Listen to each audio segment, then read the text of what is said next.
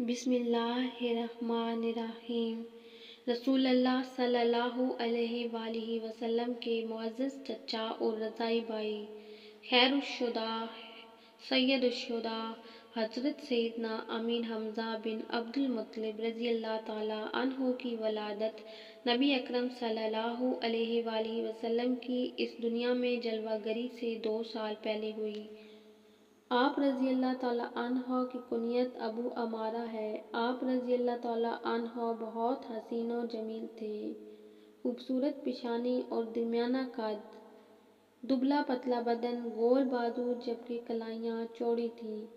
شعر و شاعری سے شغف تھا، شمشیر زنی، تیر اندازی اور پہلوانی کا بچپن سے شوق تھا۔ سیر و سیاحت کرنا، شکار کرنا من پسند مشغلہ تھا۔ قبول اسلام۔ ایک مرتبہ شکار سے لوٹ کر گھر پہنچے تو اطلاع ملی کہ ابو جہل نے آپ کے بھتیجے محمد صلی اللہ علیہ وآلہ وسلم کے ساتھ ناروا اور گستاخانہ سلوک کیا ہے۔ یہ سنتے ہی جوش غضب میں آپ پہ سے باہر ہو گئے، پھر کمان ہاتھ میں پکڑے حرم کعبہ میں جا پہنچے اور ابو جہل کے سر پر اس زور سے ضرب لگائی کہ اس کا سر پھٹ گیا اور خون نکلنے لگا۔ پھر فرمایا، میرا دین وہی ہے جو میرے بھتیجے کا ہے۔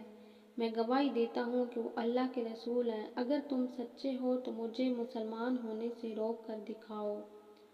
پیارے آقا محمد مصطفیٰ صلی اللہ علیہ وآلہ وسلم آپ رضی اللہ تعالیٰ عنہ سے بے حد محبت کیا کرتے اور فرماتے تھے، حقائق محبت کے اظہار کے انداز جداگانہ ہوتے ہیں۔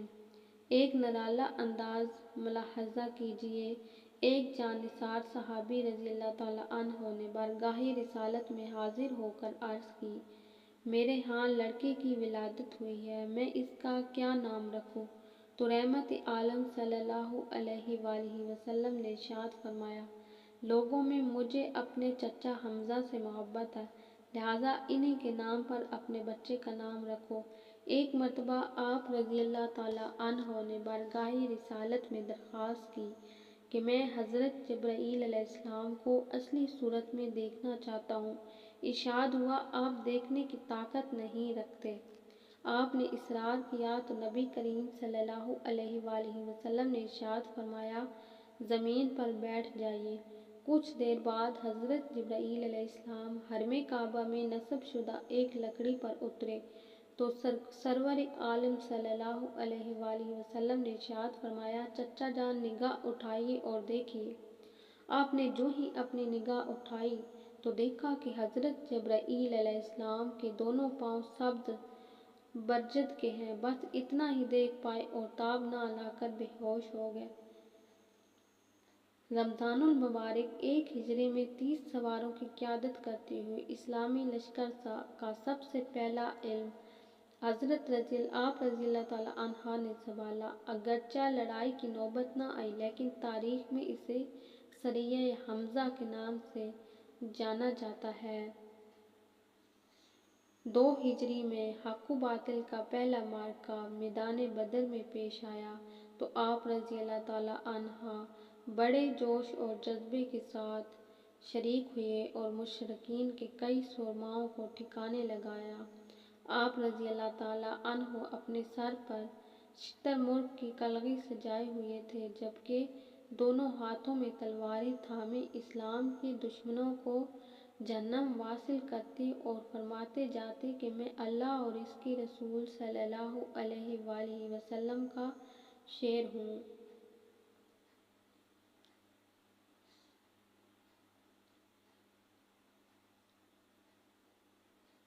عود میں آپ رضی اللہ تعالیٰ عنہ نہایت بے جگری سے لڑے اور 31 کفار کو جہنم واصل کر کے شہادت کا تاج اپنے سر پر سجا کر اس دنیا سے رخصت ہو گئے۔ شوال کی 15 تاریخ ہفتہ کا دن تھا۔ حضرت حمزہ میدان جنگ میں اپنی شجاعت و بہادری کے جوہر دکھا رہے تھے۔ ایک کافر کو قتل کرنے کے بعد جب آپ کے پیٹ سے ذرا سرک گئی، وحشی نے نشانہ باندھ کر ایک چھوٹا نیزہ آپ کے پیٹ میں دے مارا جو کہ آر پار ہو گیا اور آپ شہید ہو گئے۔ جنگ بدر میں سیدنا حمزہ نے جبر بن معتم کے چچا کو ہلاک کیا تھا۔ وحشی حبشی جبیر کا غلام تھا۔ جبیر نے اس سے کہا تھا اگر تم میرے چچا کے عوض محمد صلی اللہ علیہ وآلہ وسلم کے چچا کو قتل کر دو تو تم میری طرف سے آزاد ہو۔ اسی لالچ میں وحشی حبشی نے حضرت حمزہ کو شہید کر دیا۔ اللہ کی شان، اس نے حبشی و وحشی بعد میں بھی اسلام لانے کی توفیق دے دی۔